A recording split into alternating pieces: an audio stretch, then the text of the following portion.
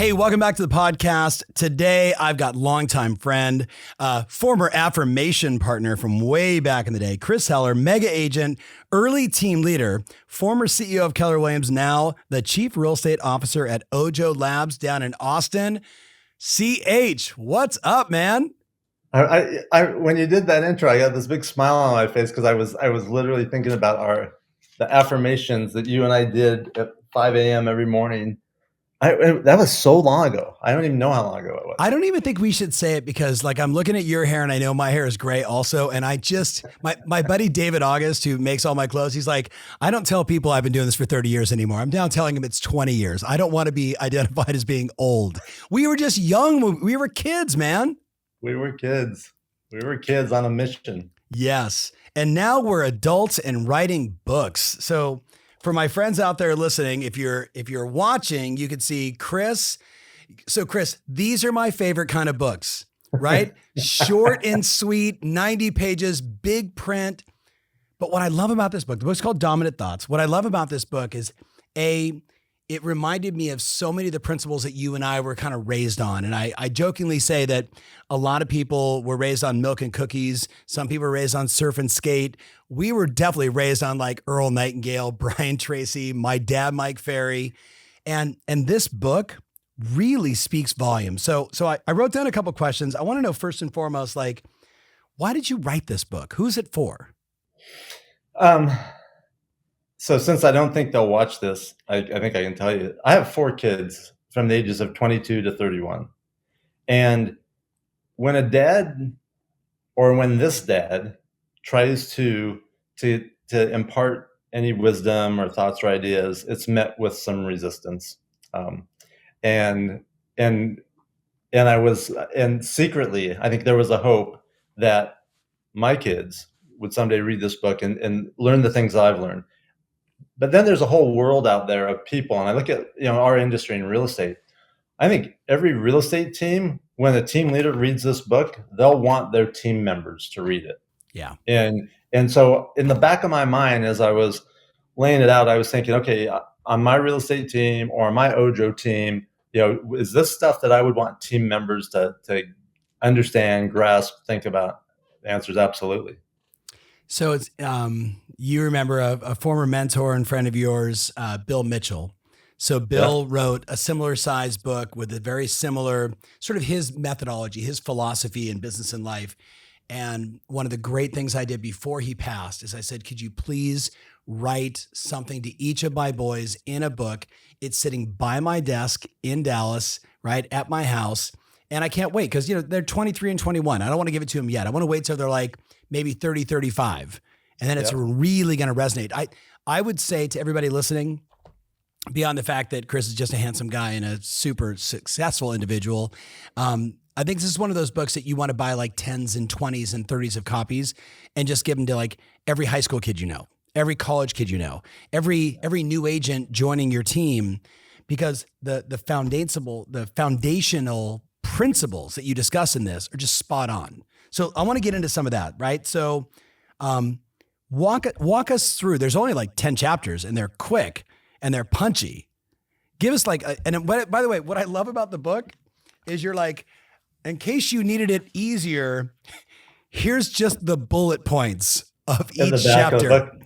Don't tell them that's at the back of the book. They won't read the story. No, it's okay, but it is a fable. So for the people that are listening, it is a fable, and I'm obviously gushing on my buddy here, but I like this. I like the thought of just, give it to me fast. Like, what is it? Yeah. But give us the concept as to why a fable and then some of the big messages you're trying to get across to people. Yeah. So here's why a fable. When I was young, in my 20s, I read some books that had a profound impact on me. Books like The Richest Man in Babylon, Og Mandino's The Greatest Salesman in the World. Right. Those type of books that just like it was like a lightning bolt. Exactly. Yep. And those were the books that had the biggest. Now we both read a lot of books, right? And there's just more phenomenal books than I even have time to get to. But when you think about the most impactful ones, a lot of them were fables. They were parables or stories that you could really relate to and get the message in there versus a dry you know, to-do list type of Right. manual. Right. We remember more of the who moved my cheese, right? Like Yep. those kind of stories that you're like, yeah, right. And even Think and Grow Rich was really the story of the meeting of the 500 wealthiest people at the time and what he learned from them. So Yeah. give us unpack for us a couple of the big lessons for the person listening right now. There's each chapter really through the story. Each chapter focuses on a lesson. Yeah. But one of them is not listening to our wants and don't wants. And okay, on the surface, you go, wait a minute, what What wants does and that don't wants? mean? Well, Yeah. Yeah. look, we have a job to do, and our job is to and throughout the day, our schedule dictates different things we're doing. Let's say we're at our time where we're doing as a salesperson lead generation and lead follow up. It's very common for that voice in our head to say, I don't want to do this today, or I want to go play golf, or I want to go to the beach, or whatever. Anything And other than so, making phone calls. Yes. yeah. Or I want to check social media. Uh, and so the more that we can sort of put the mental blinders on to not listen to those wants and don't wants. And I just did it as a trigger. When I was, Mhm. and I still do it. But when I was actively, in the sales mode, I would have a thought come up like, I don't, I don't want to do this today. And then I just dial the next number. And go, I don't listen to my wants. I don't listen to my don't wants. And so, so that type of concept, a concept of the power of mindset and the discipline that you can create around that. To really be able to have a stronger mindset. Yeah, we've heard it when we were young from your dad, and you teach it now. 90% of what we do is our mindset. Yeah. So how do we strengthen that? How do we create discipline around those certain areas that make the rest of our life work better? Those are um, those are things.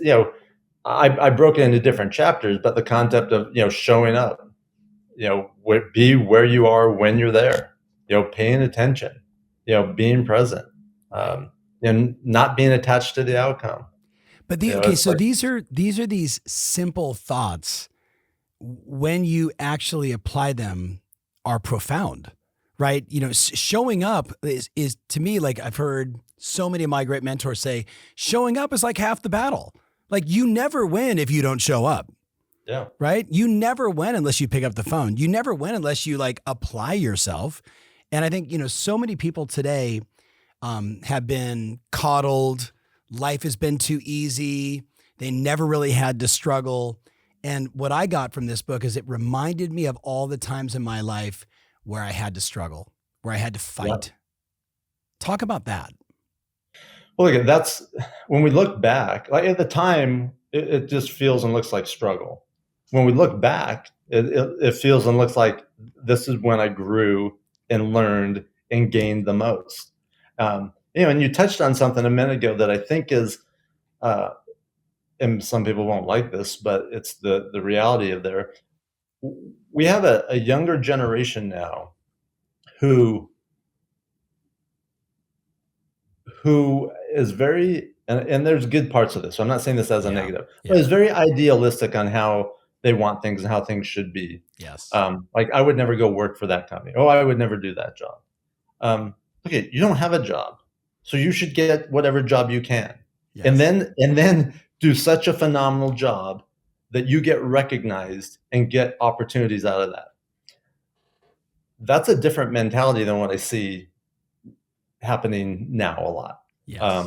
And that's something that, pendulums tend to swing to one Of extreme to course. another. Of And I course. think well, it'll come back and somewhere in the middle and be in the right place. But I think for people that, that, especially that younger generation, I shared the book with a coworker, the COO of Ojo, and I wanted her input. It was like the first draft. And she ran, she goes, I love this, but I'll tell you what, my son who's graduating and going to college next year is not going to leave for college until he reads this book. I love that. And that was really confirming and like, okay, that's what I wanted. So I need you to send me a signed copy for my Uncle Frank. So So Uncle Frank is my wife's biological uncle, but he's Uncle Frank to me. So Chris, get this. He's turning 100. He is one of two survivors from the 101st Airborne Division landing on D-Day in World War II. Wow. Uncle Frank's going to read this book and he's going to go, yeah. Because I remember asking him one day, so why did you sign up for the Airborne Division, as you were entering into World War II when all your buddies were all going in the Navy? He said, $25 extra per month. I said, did you even know what it was? He's like, I figured it had to be in the air. That was all I really had.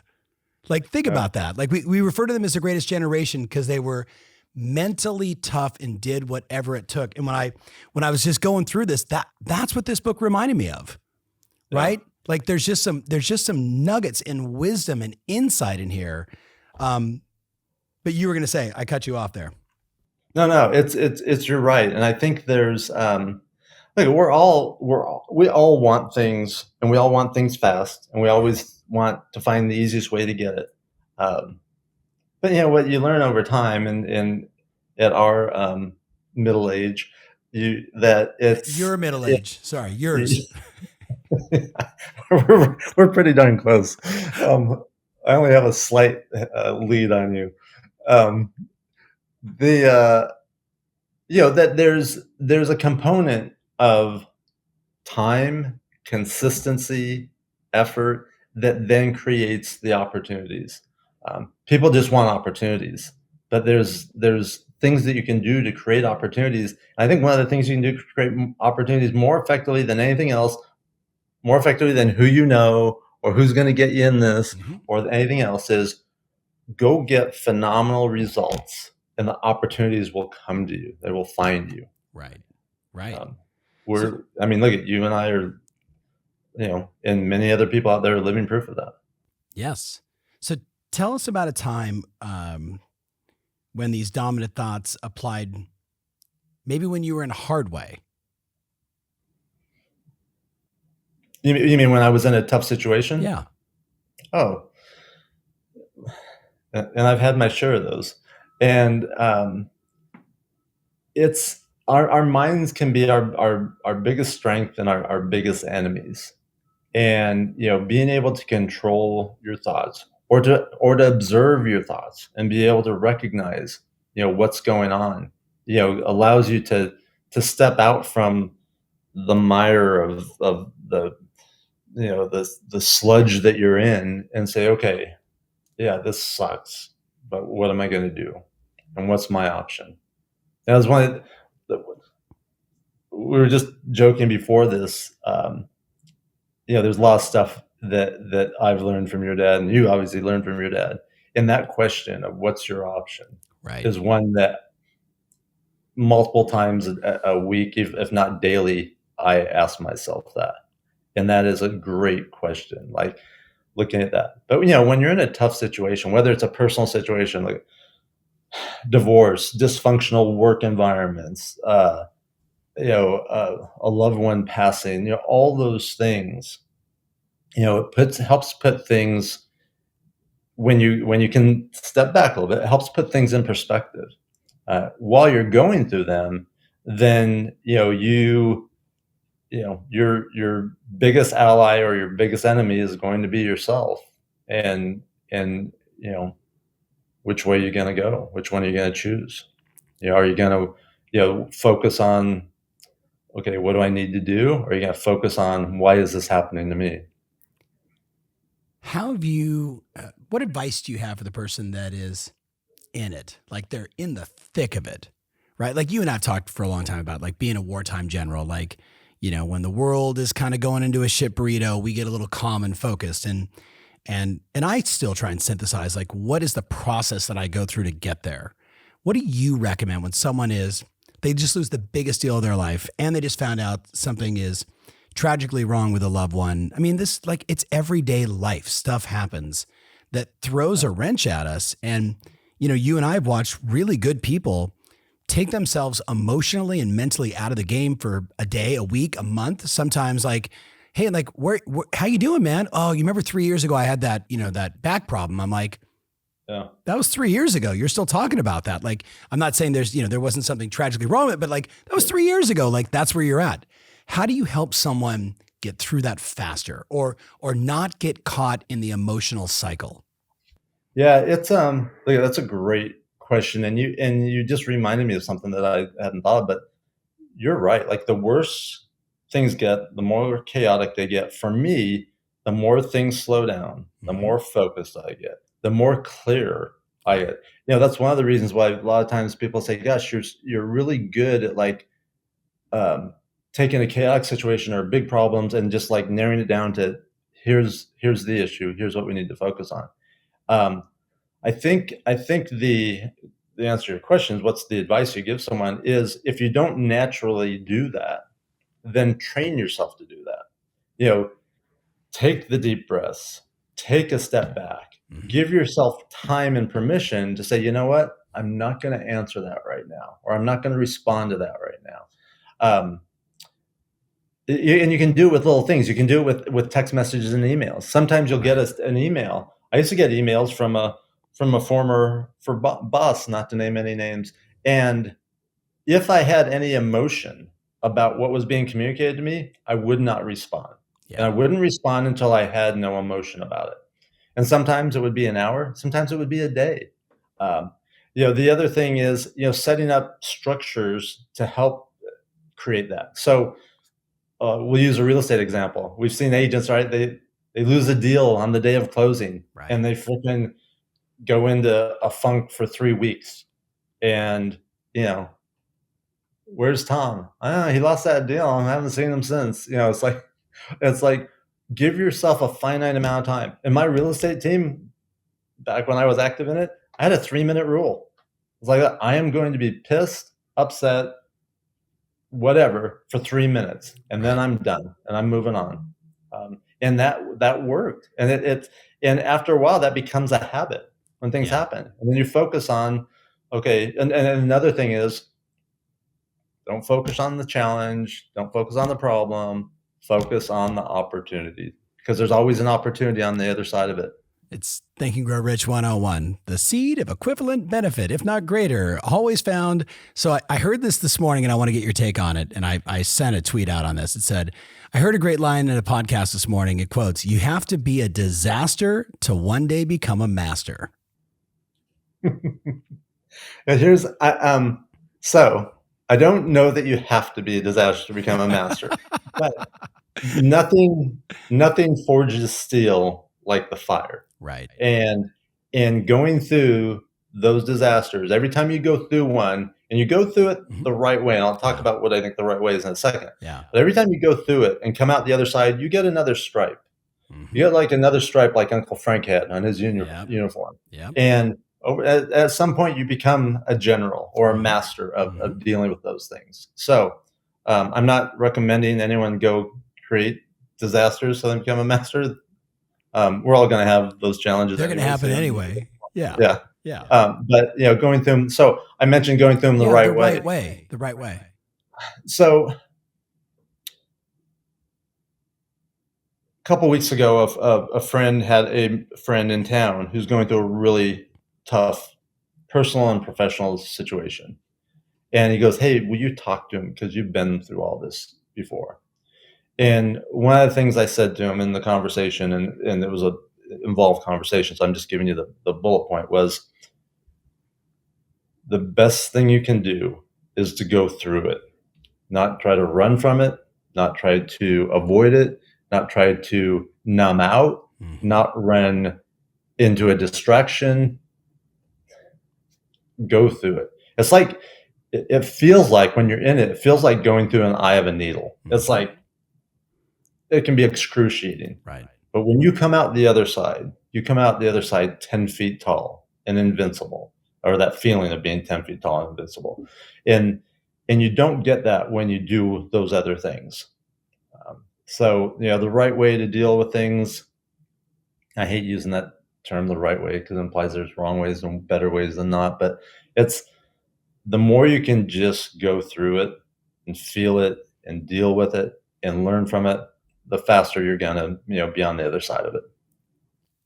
What were you feeling when you were offering that advice? So okay, there was part of me that was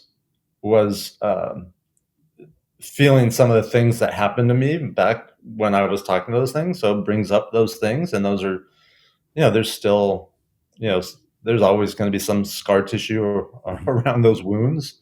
But I was also feeling a lot of compassion. Like, this person is probably only hearing a fraction of what I'm saying because that's all they have the capacity to do under the circumstances.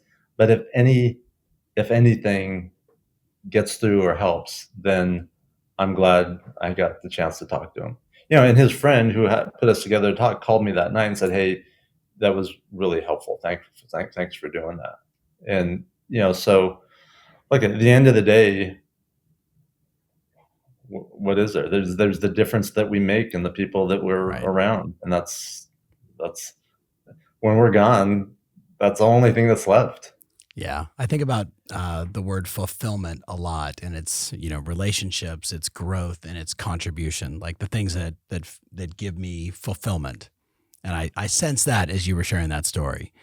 So Chris, show up, pay attention, tell the truth, don't be attached to the outcome. I wrote about that in one of my books, and I still, to this day, people just say to me, but don't you understand? Like, I didn't get the listing. Don't you understand that, like, my kid didn't get into the college that I wanted? My assistant quit. And I'm like, my wife describes it best, and I would love your perspective. She's like, baby, the Tom Ferry train is always moving. And people jump on and people jump off, but the Tom Ferry train is always moving, right? I mean, like, the best wife advice ever when I'm like in the middle of the shit burrito. She's like, the Tom Ferry train just keeps moving. Just keep adding more fuel and you'll just keep going. But that whole thing around not being attached. You hear Michael Jordan talk about it, but yeah. Yeah. Here's the way I think about it. And by the way, our wives do come up with the best advice. Yes. My wife will say stuff like to me in those situations, like, "Hey, this is when you're at your best. You like this. You're good at this. Is what you're great at." Yeah. It's like, yeah, but I wish I didn't have to deal with it. Why do I always have the disaster? Yes. Yeah, you're right. I am good. All right. So not being attached to the outcome. A lot of people hear that and they think it's like having apathy or not caring. Yeah. No, I think of it in terms of commitment versus being attached to the outcome. So here's an example. Use a real estate example. I have you as my client under contract. I am absolutely committed that the deal goes great, that you have the best experience, that you think I'm the greatest thing since sliced bread, and that's my commitment. I'm going to do everything I can to fill on that. But if the deal falls out, I'm not attached to that outcome because in most cases, it's out of my hands. Now, if I did something that caused it, I'm going to go, okay, I screwed up. I'm going to take responsibility. Yep. I'm going to own it. I'm going to learn from it. But when you're attached to the outcome, if that deal falls out, I initially feel it in an emotional way. Like, I'll feel it in my gut. It'll impact me emotionally. I'll have emotional reaction to it. I'll have emotional interactions about it. Versus being attached. I think of doctors. Doctors probably demonstrate this better than anyone else. Like, doctors care about their patients, right? That's why they became doctors. Right. But if they were attached to the outcome, like an ER physician, after 2 days, they'd be a wreck. Right. They wouldn't be able to help anyone. Right. So committed to helping and doing everything you can, but you can't be attached to every outcome.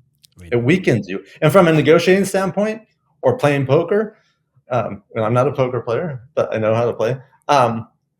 Not being attached to the outcome is the most powerful position to come from. Bingo.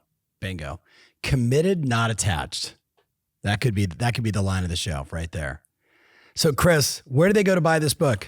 Amazon, chrisellery.com, dominantthoughts.com. dominantthoughts.com or to Amazon. Either one. Dominant Thoughts, you'll get a little preview of the book at the dominantthoughts.com. If you just got all the preview you need, go straight to Amazon. Awesome. Awesome. Well, I'm going to buy copies for everybody on my team and all the coaches. So thank you so much for writing this book. Have you sent a copy to my dad yet? Shout out to the OG, the real Mike Ferry. I will. I'm going to send two. I'm going to send one to your uncle, to you to give to your Uncle Frank. Yes. I already know what I'm going to say in it. And then I will send one to the original mentor. Yes. I actually busted his chops. He's Mike Ferry. My older son has all of what he calls himself, at the real Mike Ferry. I'm like, slow down, kid, slow down. You got time. All right, man. Well, thank you so much for being on the show. Thank you so much for writing this book. It's one of those books that this is a must read for 2022, especially when you think about not just everything that's happening in the world, but in the world of real estate. Like, you and I didn't get a chance to talk about this, but there's a lot of people making the statement, including myself, that this could be one of the more challenging marketplaces we've been in since 2008 and 9. So to not strengthen our reserve and our ability to be a little less attached, but be more committed, now more than ever, it's the time. Absolutely. Absolutely. Awesome, brother. Well, thank you again, man. And hey, guys, get to Amazon, go buy this book. More importantly, probably buy 10 copies of it and give it to everybody that you love, especially some younger people that need to maybe have a few disasters and become masters. And we made it an easy read, 118 pages. And like 20 of them are just, regurgitating. Yeah, it's like 85 pages. Yeah. Let's save him even more time, Chris. All right, man. We'll just refer to it by 3/8 of an inch or half an inch. Hey, I like it. That means the author was able to get to the point. It's a great story. So, all right, man, I'll see you soon. Thank you so much. And again, congrats on this great book. Thank you. Appreciate you. All right. Take care, everybody. Look forward to seeing you on the next podcast.